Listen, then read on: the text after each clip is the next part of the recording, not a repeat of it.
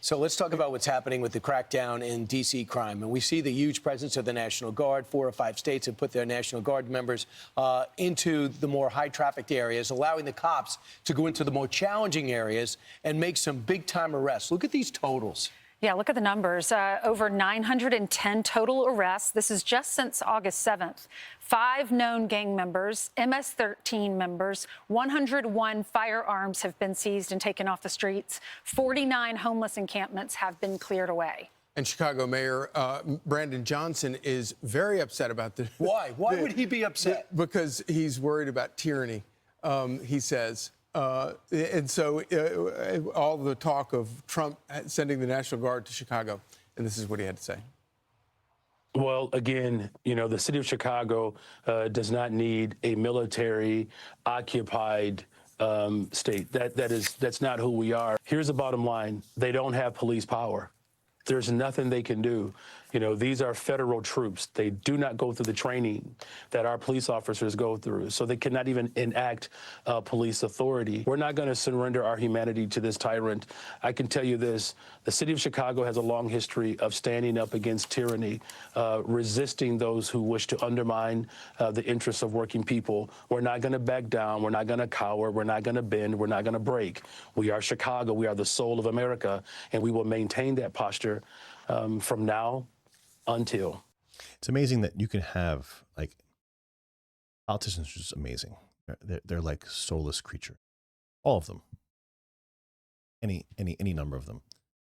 I could say probably the only guy that I've ever seen where I'm like, I would actually like to relate to him, even though he's a pretty smart guy, is like Massey, like a guy like Massey, or like a Ron Paul kind of guy, where you can almost see like they're like somewhat real. Yeah, they're all just like soulless creatures. It's sad that that's what we have to be governed by. But for him to say, that like he's talking like his city is just doing just swell, just amazing, right? Everyone's flocking to Chicago for a weekend getaway, right? All the stores are lining up, open their new business in Chicago, where there's a musical about them. I think that was like a whorehouse and let's not get into that. But the fact that you're boasting about your city, saying that it's great and we don't need you because we're just so spectacular. People know the truth. People outside, people inside. People in Chicago know that it's not great. Nothing great is happening there right now. Nothing great has happened there for quite a while. It's very apparent. Now, why people continue to vote for this, I haven't the slightest idea. That's why they should be left to continue along, because this is my fear. My fear is a twofold thing. I talked about this on the previous video. Let me get into the secondary part here. My biggest fear is this. People vote for guys like this. They're super soft on crime. They're super soft on criminals. These guys get locked up. They get turned out and released right away. And the people are suffering because of this, right? And they're suffering, and they still continue to vote for this guy. Continuously vote for people like this over and over and over again. I don't know why. Trump comes in, cleans up the city. Things are going great. Everything's going to be nice. What do you think is going to happen? They're going to vote for this guy even more now. People like that even more now. You have to let these cities just burn. Sorry to say that. Let them get what they want. They voted for this. They want defund. Let them have it. I don't know why. Maybe it's because like the poorer people that like are actually like the heart and soul, the meat and potatoes of the city. Maybe it's because they just don't vote and they have to learn that's what they got to do. They got to get out there and vote. Right? Because you're never going to see, like, the Republican candidate in New York City doesn't have a shot in the world, even with all the shit that's going on right now. And there's a lot of stuff going on. New York City in the past couple months, like towards the end of the summer, has been on fire. Shootings, murders. It's been a shit show. And there is not a chance in the world that this Republican's going to get in there. I hope I'm wrong, but I don't see it. These guys that are bringing their cities down, I'm sorry to say it, it needs to stay like that. I don't want to see the federal officers in there. You know, I mean, I did what I had to do. I took my family and we moved the hell out of there. And I still live off the city, right? Because I work there. That's my day to day. But they're not anywhere near there. And maybe everyone can't do that. So I do feel bad for the people that are confined and they're stuck in that hellhole of a city. But it is what it is. You just have to get out there and vote. That's how I see it. You know, we can have all kinds of debates, constitutional debates, all kinds of debates about sending federal troops into cities like this. But to worry about tyranny and not be concerned about the tyranny of lawlessness and the tyranny of crime. Good point. Oh, that's such a great point. Such a great point. Not just that. The tyranny during COVID. How about that? When you shut everything down, you guys shut everything down. Nobody said a word about tyranny on the other side. Not a word. They just said, shut up and take it. Shut up and take it. Wear the mask. Take the shot. Do what you got to do. Why? Because we said so. After you tested positive for COVID in the state of New York, they would send you out a message saying you're not allowed to leave your house. Anyone remember this? I remember it. I got the notifications. I was told I was not allowed to leave my house. No, I didn't hear anything about that. No one was crying. The governor wasn't saying shit about it. The mayors weren't saying shit about it. You want to talk about tyranny? Residents live under right now. I just don't understand why they wouldn't want to clean up these cities. I mean, D.C. needed to be cleaned up, and it looks like it has been. Over 200 people were killed in the past year. Exactly. And he's beating his chest saying, oh, isn't this great? 93 arrests on Saturday, and out of those, 46 were illegal aliens, and that's in D.C. But fine, you don't want them, send them to New York, please. Please, Donald Trump, send them here. Clean up these streets. Right. I welcome it. Yeah, I don't know anybody who goes to Chicago and says, this is the soul of America.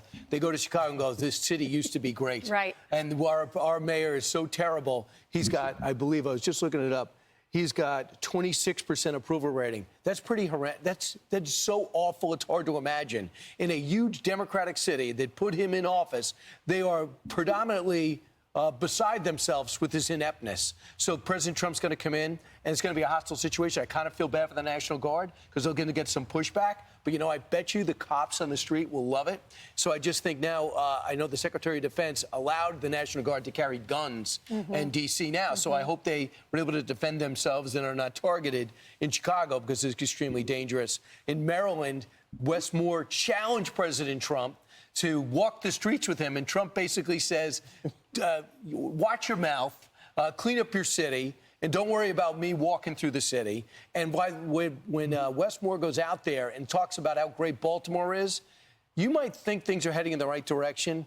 That's what you say. You don't say Baltimore is a city that is not ridden and overrun with crime and looks like the city that was once great but isn't anymore. And you know what's kind of interesting about every single one of the, whether it's Brandon Johnson or Wes Moore, they complain about everything that Donald Trump is doing, but their party and their policies have governed those cities for decades. By the way, the president today, executive order, getting rid of cashless bail.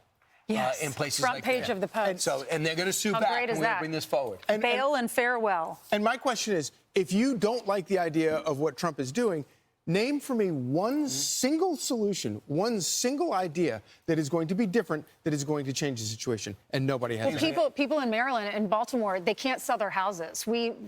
Remember we talked about this a few weeks ago. There was an article. They interviewed residents who used to live in really thriving neighborhoods, beautiful neighborhoods. Kids could go outside. They could have picnics outside. They could sit on their front porches, and the people can't sell their houses because right across the street were people selling drugs. Right.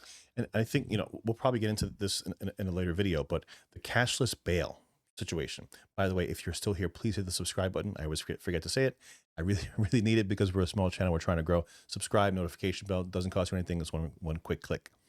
The cashless bail situation is so important. I'm not sure. This is obviously going to be challenged. I don't know how he's going to be able to justify. I believe it's just withholding federal funds from municipalities that have cashless bail. A horrible idea. It was that was probably one of the downfalls of the majority of these cities. People don't understand why. It takes the judges no longer have the authority to even ask for bail, no matter whatever particular circumstance it is. Like, we're at the point in New York City where if you didn't commit, if you didn't have like an attempted homicide or like an egregious felony, bail is just non-existent. It doesn't happen. They just walk right out. They just walk right out. You have robbers, burglars. I have tons of people. I've seen tons of people that do actual like shots, like shooting, like they shoot up a block, right? And I've read it all, and I've been privy to this information where they just walk out the door. They're arraigned. The judge says, "Be on your P's and Q's. We'll see you in a couple months for another court date," and they're out the door. See it all the time.